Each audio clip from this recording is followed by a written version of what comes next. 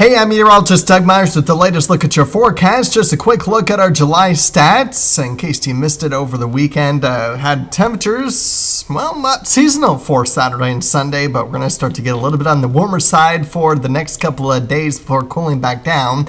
And you can see we averaged nearly 4 inches worth of rainfall. So that's the 30-year average. What about the 30-day average? Well, it looks like we'll be a probability of wetter than normal conditions. So good news across the area for the month of July. And that does include these next 8 days. I do have several opportunities for rain. We're going to have to take it on a day-by-day basis, though, so stay tuned for that. And then as far as temperatures are concerned, good news is equal chances of below normal temperatures and above normal temperatures. And overall, it's not really going to be bad as we continue these next 8 days in July. Now, taking a look at the forecast from yesterday, or I should say the observed temperatures from yesterday, upper 80s and low 90s. Today will be a little bit warmer and more in the mid 90s with mostly sunny skies. And the humidity a little bit on the high side, but should only be maybe a couple degrees above the actual air temperature. It does come up a little bit more so at times for tomorrow. So with a little bit warmer temperatures, we could easily have triple-digit heat index values for the 4th of July. And it still stays muggy, or I should say humid, for the first part of Wednesday before cooling down behind a cold front, and that's going to set us up for a nice Thursday before the humidity increases again as we round out the work week on Friday. All right, as far as rain is concerned, let's talk about today. It's mostly going to be dry for today. I think we will have some clouds this morning, but I think this model wants to keep the clouds in a little bit longer through the day. Have those sunglasses handy, and then have the umbrella handy, especially if you're south of I-70. That's where the higher probability of showers and thunderstorms could pop up anytime after about 4 or 5 o'clock, and really shouldn't last long past sunset tonight. I expect most areas to stay dry, and then we'll mainly stay dry for tomorrow. But here's the big concern, the big uncertainty. When will this cold front be close enough to us to have an impact on our evening plans for the 4th of July? Some areas will have storms for the 4th of July evening, just in time for those fireworks to be going off, especially north of I-70. Here's about 10:30 or so. This is going to be a concern. I'll show you another computer model because there is some uncertainty. But we will have showers and thunderstorms at some point in time Tuesday night.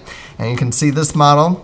You can see a lot more sun on Monday, or today I should say. And then some showers and thunderstorms developing by late this afternoon into this evening, weakening and diminishing once the sun goes down, leaving us with dry conditions tonight and most of tomorrow. Dry conditions, no problems at all. Nothing even close to us at 7:30 on this model, unlike the first one that I showed you. And may start to get a little bit of rain towards the Nebraska border by 10, meaning the rest of northeast Kansas is still okay.